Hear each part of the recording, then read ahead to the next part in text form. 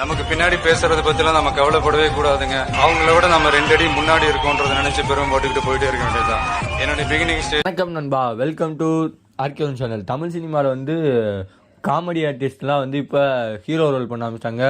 First முதல்ல வந்து பிள்ளையார் சொல்லியை போட்டது நம்ம சந்தானம் சொல்லலாம், அதுக்கப்புறம் சிவகார்த்திகேயன் சொல்லலாம், அதுக்கப்புறம் வந்து நம்ம பரோட்டா சூரி இந்த மாதிரி கெட்டப்பில் வந்துருக்கிறவங்க நம்ம சதீஷ். அவர் வந்துட்டு அப்போ இப்போ கத்தி சதீஷ்னு சொன்னாலே எல்லாருக்கும் தெரியும். அந்தளவுக்கு அவருடைய நடிப்பில் வந்து சட்டம் என் கையில்னு ஒரு படம் வந்து நடிச்சிருக்காங்க. அது இப்போ ரீசெண்டாக ரிலீஸ் ஆகிருக்கு. இந்த படத்தை நான் இப்போ தான் ரீசெண்டாக பார்த்தேன்.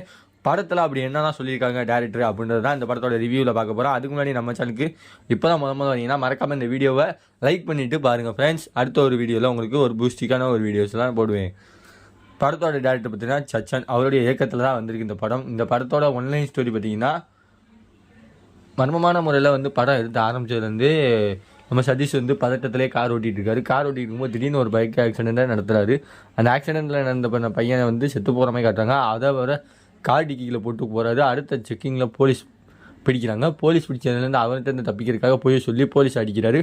போலீஸ் அடிச்சு ஸ்டேஷனுக்கே கூட்டிகிட்டு போகிறாங்க. இதுக்கு மத்தியில் அவர் வந்து அந்த பாடியை கண்டுபிடிக்கக்கூடாதுன்றதுக்காக அவர் ஸ்டேஷனுக்குள்ளே இருந்துக்கிட்டு என்னென்ன தெல்லாலங்கடி வெள்ளம் பார்க்குறாரோ அப்படின்றது தான் படத்தில் வந்து மீதி கதையாக வச்சுருக்காங்க. அதுலேருந்து அவர் தப்பிச்சாரா இல்லையான்றது.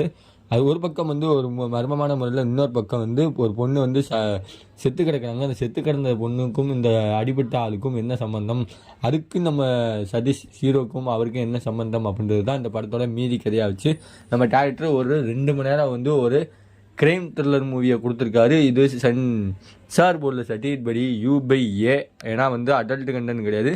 ரத்தம் தெரிக்கிற காட்சிகள் வந்து ஏகப்பட்டது இருக்குது. இந்த படத்தோட சினிமாகிராஃபி அண்ட் ஸ்க்ரீன் பிளே இதை சொல்லி ஆகணும். சினிமாகிராஃபி PG முத்தன் அவருடைய ஒளிப்பதிவுலாம் வந்து இந்த படத்தில் முக்கால்வாசி வந்து நைட் காட்சி தான். நைட் ஸ்டேஷனில் ஏற்காடில் சுற்றி இருக்க ஒரு மலைப்பகுதியை தான் வந்து முழுக்க காட்டுறாங்க. அதில் வந்து அவருடைய கைவனத்தை சூப்பராக வந்து ஸ்க்ரீனில் கொடுத்துருக்காரு. அதில் எந்த மைனஸுமே சொல்ல முடியாது. சதீஷ்குமாரோடைய நடிப்பு, சதீஷ் முத்துகிருஷ்ணனுடைய நடிப்பு சொல்லி ஆகணும். அவருடைய நடிப்பு வந்து ஒரு பதட்டமான திக்குவாய் என்ற கெட்டப்பில் வந்து காட்டியிருந்தாலுமே அவர் வந்து அழகாக மேட்ச் பண்ணுவார். அந்த பாடியிலேருந்து வர்ற ரத்தத்தையும் மேட்ச் பண்ணுறதும், அந்த கார் கண்ணாடியில் இந்த ரைட் சைடு மிரர் மட்டும்தான் ஹிண்ட் அண்ட் ட்ரீவ்னு சொல்லிட்டு லெஃப்ட் சைடுக்கு கண்ணாடியை போட்டு உடைக்கணும், சைடு மிரர் எல்லாத்தையும் போட்டு உடைக்கணும் செஞ்சனும் சரி. பிளட்டு ஸ்டேஷனுக்குள்ளே பிளட்டு வந்திருக்கும். அந்த பிளட்டை வந்து அழிக்கிறதுக்காக தண்ணியை தொட்டி விட்டு பண்ணுற ஒரு காட்சியும் சரி. அன்பிலைவல், என்னடா மனுஷன் இது மறைக்கிறதுக்காக என்னென்ன மென் தப்பு பண்ணிக்கிட்டே போகிறாரு அப்படின்னு நினச்சி பண்ணிக்கிட்டு இருப்பார். கடைசியாக வந்து இந்த ஆக்சிடெண்ட்டான ஒரு அக்யூஸ்ட்டை வந்து கொலை பண்ணது யாரு பார்த்தீங்கன்னா நம்ம சதீஷ்னு சொல்லுவாங்க. அந்த சதீஷ் வந்து அவர் வந்து அந்த பொண்ணை கொலை பண்ணியிருப்பாங்க காட்டுவாங்க. அந்த பொண்ணு யார், அது எதுக்காக அவர் கொலை பண்ணார் அப்படின்றது கடைசி வச்சாங்க பார்த்து ஒரு ட்விஸ்ட்டு அப்படின்ற மாதிரி இந்த எல்லாத்தையும் விசாரிக்கிற ஒரு இன்ஸ்பெக்டரா அப்படின்னு சொல்லி படத்தோட ஸ்டோரியை வச்சு முடிச்சுடுவாங்க. இந்த படத்தோட மெயின் இதே வந்து இந்த ஸ்டோரி தான். கிட்டத்தட்ட இந்த படம் வந்து 2 மணி நேரம் போனாலுமே 2 மணி நேரம் போன பானே தெரில. விறுவிறுப்பான காட்சிகள், அடுத்தடுத்த திரைக்கதை யோசனம் இந்த மாதிரி சொல்லிட்டே போனால். இந்த படத்தில் நம்ம வித்யா தேவன் அவங்க 2-3 சீன் தான் வருவாங்க. ஏன்னா முழுக்க சதீஷும் அந்த போலீஸ்காரங்களை பற்றிலாம் வந்து படம் ரன்னிங் ஆகிற டைமிங்காகவே காட்டியிருப்பாங்க.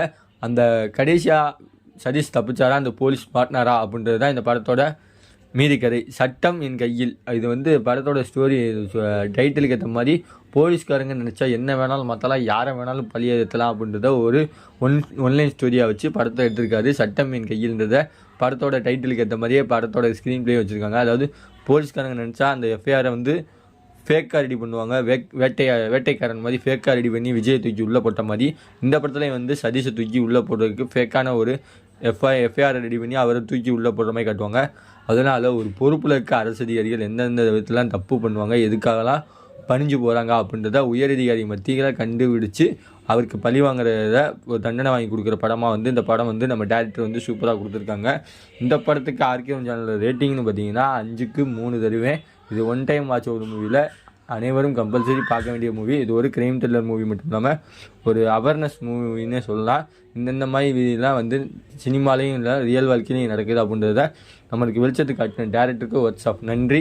அடுத்த ஒரு மூவி ரிவ்யூவில் சந்திக்கிற வரை உங்களிடம் விடைபெறுவதும் உங்கள் ஆர்கேஎன். By Vilas.